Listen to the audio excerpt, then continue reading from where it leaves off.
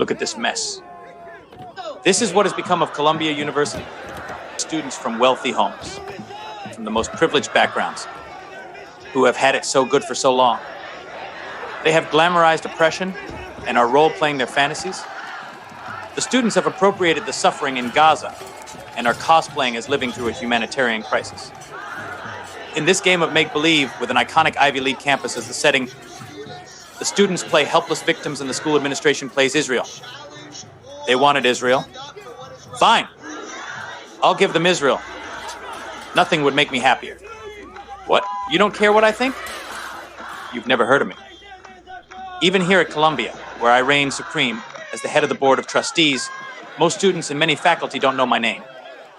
Yet I am the most powerful man acting in this pathetic college protest costume drama. Yeah, this guy, who looks like he had a charisma bypass operation.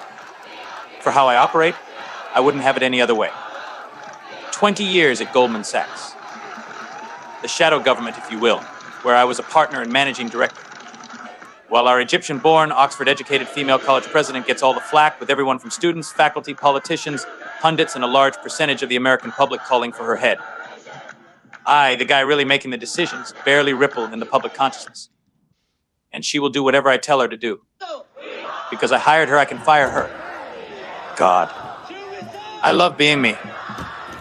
Now, let's be clear about these student demands. A mishmash of crackpot principles that amount to nothing substantive.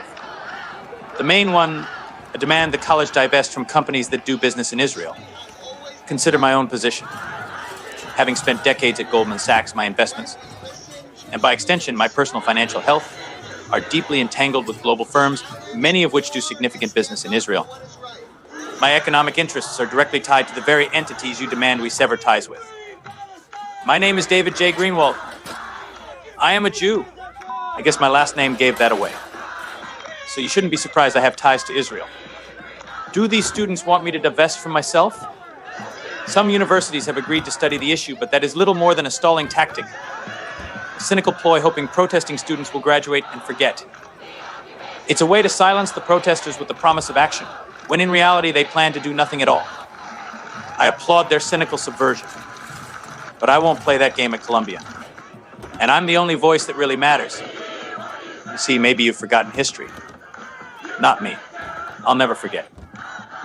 While the students play at war, wearing the mask of the oppressed, I bear the actual scars of my ancestors who lived it. I am not just the chairman of this university's board. I am a custodian of their legacy. My grandparents fled pogroms in Eastern Europe.